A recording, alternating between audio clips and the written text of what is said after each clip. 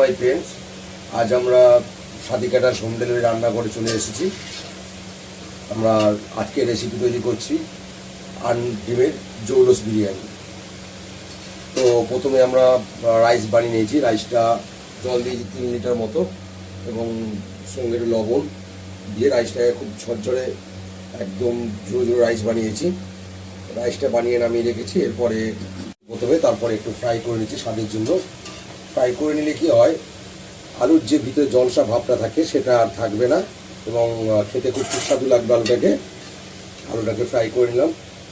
সঙ্গে এবারে ডিমটাকেও ফ্রাই করে নেবো। কিন্তু তার আগে বলে রাখা ভালো, ডিমটাকে যখন ফ্রাই করবেন তার আগে একটু লবণ চিনি ডিম লাগাবেন, কিন্তু ডিমটাকে চতুরংশে একটু ছুরি দিয়ে কেটে নেবেন।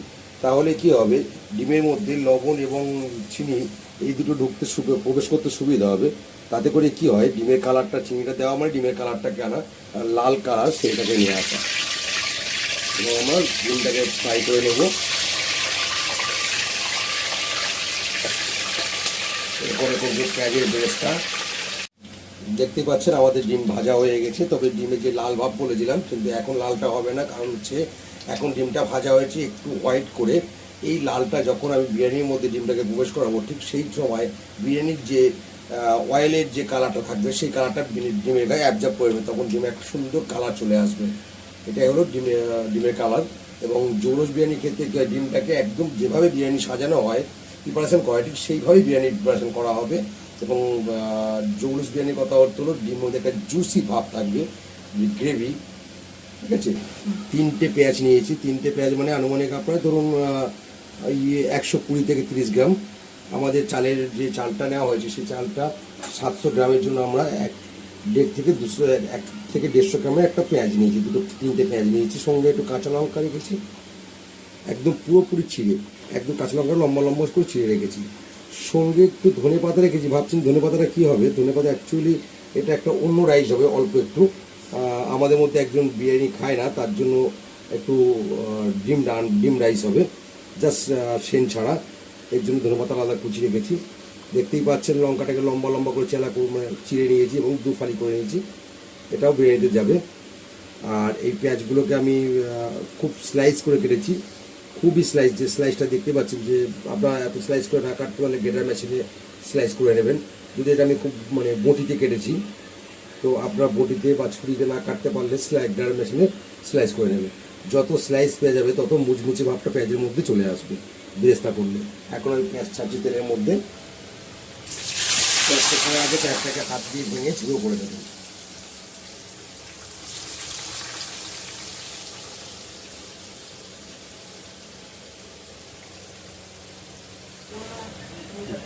দেখছেন আপনারা কীভাবে আমি পেঁয়াজটাকে ব্রাউন কালার করে পেঁয়াজের ব্রেস্তাটাকে তৈরি করে নিলাম। এরপর এই পেঁয়াজের ব্রেস্তাটাকে আমরা একটা পাত্রের মধ্যে নিয়ে নিলাম। নেওয়ার পরে এই ব্রেস্তাটাকে আমি কী করবো, একটু খেলিয়ে দেবো। তার কারণ খেলিয়ে দিলে পেঁয়াজের ব্রেস্তাটা খেলে ঠান্ডা হয়ে গেলে পেঁয়াজটা মুচমুচে হয়ে যাবে। এই দেখুন আমরা খেলিয়ে দিচ্ছি পেঁয়াজের ব্রেস্তাটাকে কীভাবে খেলিয়ে দিলাম দেখুন। তবে গরম পেঁয়াজ হাত দিয়ে কখনো খেলাবেন না, তাতে করে আপনার হাত জ্বলে যেতে পারে এবং জ্বলে যাবে। অবশ্যই কোনো একটা কিছু দিয়ে আপনি পেঁয়াজটাকে এইভাবে খেলিয়ে দেবেন। কারণ আমি হাত দিয়ে খেলাচ্ছি বলে আপনারা হাত দিয়ে খেলাবেন না, কারণ আমার হাতে অনেক গরম সহ্য করার মতো ক্ষমতা আছে।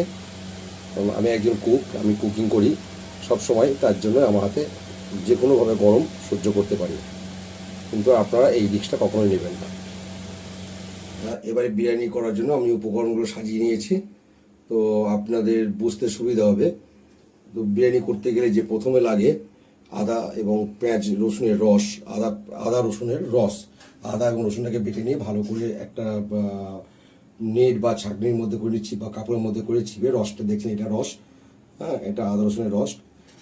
সঙ্গে নিয়েছি আমুল দুধ, সঙ্গে আছে আলু বোখরা। আর এখানে যে মিশ্রণ গুঁড়োটা আছে মশলা, এর মধ্যে আছে জায়ফল, জয়িত্রী, সাজিরা, সামরিচ, দারচিনি, এলাচ, লবঙ্গ, গোলাপ পাপড়ি, আর আছে এখানে গোলাপ জল, কেওড়া জল, দেখতেই পাচ্ছেন গোলাপ জল, কেওড়া জল, ঘি, মিঠা আতর, আপনারা চাইলে একটু কেশরও ব্যবহার করতে পারেন, এবং আরেকটা আছে বিরিয়ানি ফ্লেভার, সেটাও আপনারা ইউজ করতে পারেন। আর নেব আমি একটু চিনি। আমার এখানে চিনিটা বের করিনি, কিন্তু কৌটোর মধ্যে আছে, এটা হচ্ছে চিনি। এর মধ্যে একটু চিনি স্বাদের জন্য দেওয়া লাগে, তবে অল্প, যাতে চিনিটা মিষ্টি না হয়, জাস্ট একটু চিনি দিয়ে দেবেন।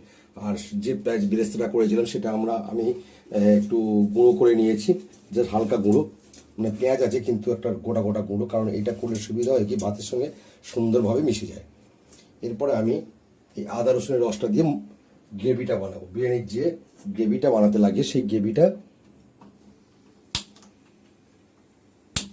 এখন আমি তেলটা গরম হয়ে গেছে, তেলের মধ্যে আদা রসুনের রসটা দিয়ে দিলাম।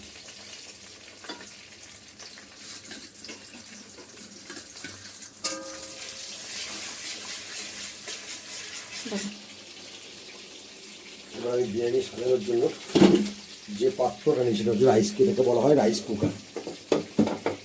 এই রাইস কুকারটায় জল আছে, তাই রাইস কুকারটা একটু ভালো করে মুছে নেবেন, জল যাতে না থাকে। প্রথমে এইভাবেই সাজাবেন। অ্যাকচুয়ালি আমরা যে ধরনের বিরিয়ানি করি সেটা প্রফেশনালভাবে বিরিয়ানি সাজাই। এটা হচ্ছে প্রফেশনালি বিরিয়ানি। আপনি বড় বড় রেস্টুরেন্ট বা স্ন্যাক্সে বা কোনো ওকেশন বাড়িতে যদি খেতে যান, দেখবেন ওখানে ঠিক একইভাবে বিরিয়ানি প্রসেসিং করা হয়। হচ্ছে বিরিয়ানি সাজানো হচ্ছে যে আপনি এখানে প্রথমে আলু দিলাম। এবার যদি মনে করেন আপনি চিকেন বিরিয়ানি করবেন, তাহলে উপরে চিকেন বিরিয়ানি দেবেন। আলুর পরে আমি তো যেহেতু ডিম বিরিয়ানি করবো, সেই জন্য ডিমটা দিলাম। ডিমটাকে সুন্দর করে সাজিয়ে দিলাম।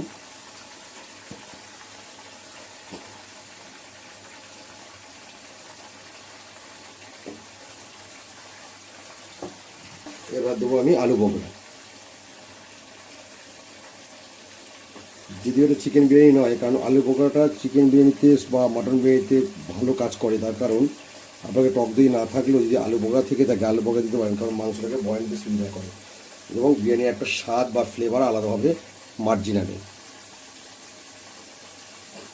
মশলা, যে মশলাটা মিশ্রণ করে রেখেছে গুঁড়ো করে, সেই মশলাটা দিলাম সুন্দরভাবে। প্রতিটা আলু এবং ডিমের গায়ে যেন মশলাটা সুন্দরভাবে ছড়ানো হয়। দেখতেই পাচ্ছেন কি সুন্দরভাবে আস্তে আস্তে সবটার মধ্যে আমি ছড়িয়ে দিচ্ছি। এরপর দিলাম আমি দুধ দিলাম, আর কিছুটা দুধ রেখে দিলাম। বলতে বলতে ভুলে গেছিলাম, আর একটা জিনিস দেওয়া বাকি ছিল, যেটা দিতে ভুলে গেছি, সেটা হলো কাশ্মীরি লঙ্কা একটু ইউজ। যেহেতু একটু লালচে ভাব দরকার, তার জন্য কাশ্মীরি লঙ্কাটা আমি ব্যবহার করেছি। এই কাশ্মীরি লঙ্কাটা তেলের যে রসটা যে ফুটাচ্ছিলেন এর মধ্যে দিয়ে দেবেন, দেখবেন একটা কালার চলে আসবে। এরপর আপনি বিরিয়ানির ফুড কালার দিয়ে আপনি খেতে চান, ফুড কালার দিতে পারেন। অথবা আমি যেমন ফুড কালার দিচ্ছি না, কারণ আমি হোয়াইট বিরিয়ানি করবো, যার কারণে ফুড কালারটা ব্যবহার করছি না। আপনারা চাইলে ফুড কালার ব্যবহার করতে পারেন। এর মধ্যে যা দেওয়া হলো, এর সঙ্গে আমি অ্যাড করব যে কাঁচা লঙ্কাগুলো চেরা করে রেখেছিলাম, সেইগুলো আমি অ্যাড করলাম। যেমন ঝাল খাবেন ঠিক সেই পরিমাণ কাঁচা লঙ্কা আপনি দেবেন। এতে করে কি হয়, কাঁচা লঙ্কার হিট যখন দমে বসাবো, দমে বসানোর পরে যে সুন্দর ফ্লেভারটা আসবে, দারুণ কাঁচা লঙ্কার ফ্লেভারটা সুন্দরভাবে আসবে। এরপর দিচ্ছি আমি যা পেঁয়াজ ব্রেস্তা করেছিলাম, তার অর্ধেকটা আমি এর মধ্যে ছড়িয়ে দিলাম, আর অর্ধেকটা আমি ভাতের উপরে দেবো। আমার আদা রসুনের রসের যে গ্রেভিটা, সেটা অলরেডি হয়ে গেছে। এখন আমি এটাকে এর মধ্যে ঢেলে দেবো। দেখতেই পাচ্ছেন সুন্দর একটা কালার, সুন্দর গন্ধ। কেমন গন্ধ বেরোচ্ছে সাথী? খুব সুন্দর, সুন্দর একটা গন্ধ বেরোচ্ছে। এটার কাজ আমার মিটে গেছে। দেখতেই পাচ্ছেন এর মধ্যে কি সুন্দর একটা কালার কম্বিনেশন তৈরি হয়েছে। দুধ এবং গ্রেভি দিয়ে সুন্দর একটা কালার কম্বিনেশন তৈরি হয়েছে, এবং এখান থেকে যে ফ্লেভারটা উঠছে, দুর্দান্ত ফ্লেভার। এরপরে আমি দেবো এর সঙ্গে একটু গোলাপ জল। এটা দিচ্ছি, এটা আপনার কেওড়া জল। এই যদি কেওড়া জল আপনি ব্যবহার করেন, এরকম কাঁচের বোতলই কিনবেন, টেক্কা মার্কা কেওড়া জল। কারণ এটা হচ্ছে 1 নম্বর। প্লাস্টিকের বোতলে কেওড়া জল বা গোলাপ জল ব্যবহার করবেন না, ওগুলো ভালো হয় না কমাদামি। যখনই কেওড়া জল বা গোলাপ জল আপনি ইউজ করবেন তখন কাঁচের বোতল, দোকান থেকে বলবেন কাঁচের বোতল দিন। কীভাবে কতটা দেবেন? 700 গ্রাম চালে আমি এখানে 700 গ্রাম চালের মধ্যে 2 ছিপি ইউজ করছি। যতটা বেশি দেবেন ততটা গন্ধ উগ্র হয়ে যাবে, খেতে পারবেন না। এটা দিয়ে একটু লাইট হবে। এরপর আমি দেবো গোলাপ জল। দেখুন এবারে দিচ্ছি আমি গোলাপ জল। ছিপিটা মুখটা একটা ছোটো, যার কারণে আন্দাজ করে দিয়ে দিলাম গোলাপ জল। সুন্দর একটা ফ্লেভার। গোলাপ জল যেমন 700 গ্রাম চালের জন্য বা 1 কিলো চালের 3 ছিপি আপনার 10 ml করে 30 ml দেবেন। 700 গ্রামের জন্য আপনি 20 ml দেবেন বা 25 ml দেবেন। এরপরে দেখুন আমি রাইসটাকে এর উপরে চাপা দিচ্ছি।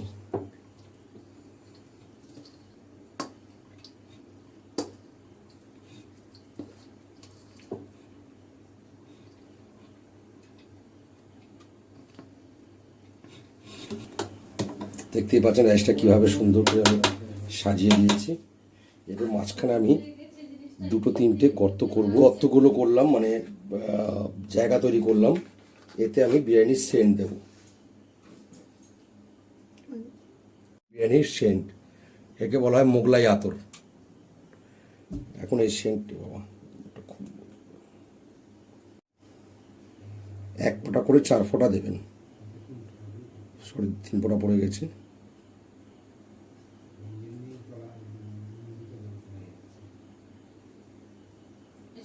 একটু হালকা করে বন্ধ করে দেবেন, যাতে পুরোটা বন্ধ না হয়, হালকা করে। এরপরে কী করবেন, আপনি যে এক্সট্রা দুধটা রেখেছিলাম ভাতের উপর থেকে ছড়িয়ে দেবেন।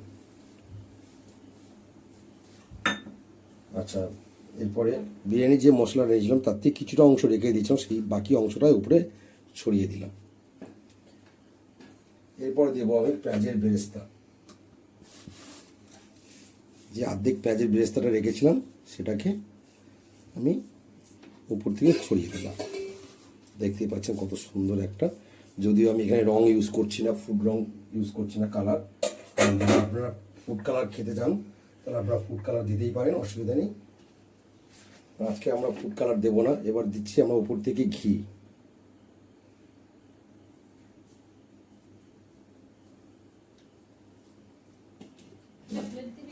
সুগার মানে চিনি, 1 চামচ চিনি নেবেন। 700 গ্রাম রাইসের জন্য 1 চামচ। দেখতেই পাচ্ছেন 1 চামচ চিনি নিয়েছি। আমরা যদি আমার চামচ লাগে না, কারণ হাতে একটা মাপ রয়েছে, সেই মাপে আমি দিয়ে দিলাম।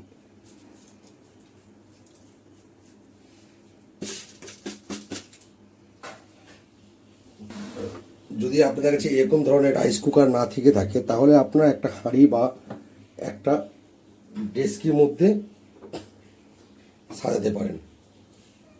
সুন্দরভাবে লবণটা প্রবেশ করে নেবে। এখন আমরা দমে বসিয়েছি। গ্যাসের স্টিমটা খুব স্লো মোশনে দিয়ে দেবেন। তারপর আমি 15 মিনিট দম দেবো। ঠিক এখন কটা বাজে দেখুন, এখন ঘড়ির কাঁটায় বাজে 11টা 21। আমি 15 মিনিট মানে 11টা 36 আমি এটাকে নামিয়ে নেব। আবার ফিরে আসছি বিরিয়ানিটা নামানোর জন্য। ফিরে এলাম 15 মিনিট পর, এবং ফিরে এসে আমি চেক করব বিরিয়ানিটার দম কতটা আছে এবং কীভাবে দম হচ্ছে এবং কতটা দম হয়েছে। ভিতরে যে দুধটা দেওয়া হয় সেই দুধটা মরে গিয়ে, মানে দুধটা একদম কমে গিয়ে পুরো তেল টাইপের হয়ে যাবে, সেটা হয়েছে কিনা সেটা জানার জন্য আমাকে এই যে বিরিয়ানি যে পাত্রে এটা বসিয়েছি সেই পাত্রের গায়ে একটু কান পেতে শুনতে হবে। এখন আমি কান পেতে শুনলাম চোঁচো আওয়াজ। এই যে চোঁচো যে আওয়াজটা হচ্ছে, তার মানে আপনাকে ভেবে নিতে হবে যে আমার যে জলা ভাবটা ছিল, জলসা, সেই জল ভাবটা এখান থেকে শুকিয়ে গেছে। এখন আমি গ্যাসটাকে অফ করে দেবো। গ্যাসটা অফ করে দিলাম। যদি জল ভাবটা আপনার না শুকায় তখন দেখবেন একটা ঠিক বুড়বুড় টাইপের একটা শব্দ আসবে। এই আওয়াজটাকে আপনাকে খেয়াল করতে হয় বিরিয়ানি করার জন্য, যে বিরিয়ানি কতটা দম হলো, আদৌ দম হলো কি না। আপনি যদি সময়ের আগে নামিয়ে নেন তাহলে কি হবে, আপনার দম হবে না, জল ভাব বিরিয়ানি থেকে যাবে, তখন কি বিরিয়ানি খাওয়ার সময় আপনার জল জল ভাব লাগবে। দেখছেন কি সুন্দর একটা ফ্লেভার উঠে এসেছে, এবং চালগুলো দেখতেই পাচ্ছেন চালগুলো উপর দিকে সোজা সোজা হয়ে গেছে, তার মানে এটাই বুঝে নিতে হবে যে আপনার দম কমপ্লিট হয়ে গেছে। দম দেওয়া, দম যখনই কমপ্লিট হয়ে যাবে দেখবেন সুন্দর একটা চালগুলো ঠিক উপর দিকে সোজা হয়ে যাবে, তখনই ভাববেন আপনার দম কমপ্লিট দেওয়া হয়ে গেছে। যেহেতু আমরা রং দিইনি, আপনি যদি রং খেতে চান তাহলে রং দিতেই পারেন, আগেও বলেছি আবার বলছি, রংটা দিলে হয়তো বিরিয়ানি কালার লাগবে, কারণ যেহেতু আমরা বাড়িতে খাচ্ছি সেই জন্য খাওয়ার জন্য রংটাকে আমরা ব্যবহার করছি না। এবার আমরা বিরিয়ানি কাটাচ্ছি, এবং এই যে বিরিয়ানিটা কাটানোর একটা প্রসেস আছে, যেহেতু এটা ডোমেস্টিক, আপনি একটা পাত্রের মধ্যে ঢেলে নিয়ে মিক্স করে নিতে পারেন, তাতে করে সুবিধা হবে। যখন কমার্শিয়ালে আমি যেভাবে আপনাদেরকে বিরিয়ানি করাটা দেখালাম, বা যেভাবে আমি কাটাতে কেটে কেটে দেখাচ্ছি, আপনারা এটা প্রপোর্শনালে করতে পারেন। যে কোনো অনুষ্ঠান বাড়িতে আপনি 20, 50, 100, 200 জনেরও করতে পারেন। তার কারণ এটা হচ্ছে আমি যেটা দেখালাম সেটা প্রপোর্শনালভাবেই দেখালাম, কারণ অ্যাকচুয়ালি আমি তো প্রপোর্শনালি কুক করি, আমি একজন প্রপোর্শনালি কুক, অর্থাৎ যেটুকু আপনাকে দেখালাম প্রপোর্শনালভাবে দেখালাম। দেখতেই পাচ্ছেন নিচ থেকে যে তেলাত্ম ভাবটা, তেলটা, সেইটাকে আমরা উপরে তুলে দিলাম, উপরে ভাতের সঙ্গে মিক্স করে। এইভাবে আপনারা কাটাতে পারেন এক সাইড দিয়ে, কিন্তু আপনি যেভাবে কাটাতে অসুবিধা হবে সেহেতু আপনারা একটা বড় পাত্রের মধ্যে ঢেলে নেবেন। তৈরি হয়ে গেল আমাদের ডিমের জৌলস বিরিয়ানি, এবং আমি একটু গার্নিশ করে দিয়েছি বিরিয়ানিটা, এবং চারপাশে শসা পেঁয়াজ দিয়ে একটু গার্নিশ করেছি, সঙ্গে একটা লঙ্কাও দিয়েছি। তো দেখতেই পাচ্ছেন যখন আমরা হোয়াইট বিরিয়ানি করেছি, তা এই যে হালকা একটা লালচে বা ব্রাউন ভাব আছে, এটা আপনার গ্রেভির যে কালারটা সেটা আপনার চলে আসবে। যেহেতু গ্রেভিতে কাশ্মীরি লঙ্কা ইউজ করা হয়েছে, সেহেতু এই যে লালচে ভাব একটা বা ব্রাউন ভাব সেইটা চলে এসেছে। এবারে যেটা আপনাদেরকে বলতে চাইছিলাম যে জৌলুস বিরিয়ানি, মানে অনেকেই ভাবছেন জৌলুস বিরিয়ানি আবার কী জিনিস। অ্যাকচুয়ালি জৌলুস বিরিয়ানিটা হচ্ছে মানে একটা গ্রেভি থাকবে, জুস, মানে আপনার ভাতটা একটু ভিজে ভিজে ভাব হবে, কিন্তু ভাতটা দেখতেই পাচ্ছেন ঝরঝরে, একদম ঝরঝরে ভাত, অতএব তবু এর মধ্যে একটা জৌলুস আছে। জৌলুস যেটা হচ্ছে আপনার একদম জুসি, একটা জুস এর মধ্যে রয়েছে, যতটা ভাঙবেন ভাতটা মিশাবেন তত দেখবেন জুস একটা আপনার পেয়ে যাবেন। এটাকে বলা হয় জৌলুস বিরিয়ানি। যেমন সাধারণত যে বিরিয়ানিগুলো আমরা বানাই সেগুলো ড্রাই হয়, এটা ড্রাই নয়, এটা আপনার জুস, একটা জুস পেয়ে যাবেন আপনি, এই জন্য একে বলা হয়েছে ডিমের জৌলুস বিরিয়ানি। এবং আমি যেভাবে আপনাদেরকে বিরিয়ানি প্রসেসিংটা দেখালাম, রেসিপিটা দিলাম, আপনারা চাইলে 20, 50, 100 এইভাবে বিরিয়ানি করতে পারেন। 100% গ্যারান্টি, অবশ্যই যারা যত গেস্ট খাবে তারা সবাই ভালো বলবে আপনাকে। আমার ভিডিওটা যদি আপনাদের ভালো লেগে থাকে অবশ্যই সাবস্ক্রাইব করবেন। যদি প্রফেশনাল এবং ডোমেস্টিক রান্নার ব্যাপারে যদি আপনাদের কিছু জানার থাকে এবং রেসিপি সম্বন্ধে যদি কোনো রেসিপি জানতে চান, আপনারা অবশ্যই সাবস্ক্রাইব করে জানাবেন কমেন্ট বক্সে, আমি তার উত্তর দিয়ে দেবো এবং ফর্মালিটি আপনাকে দিয়ে দেবো।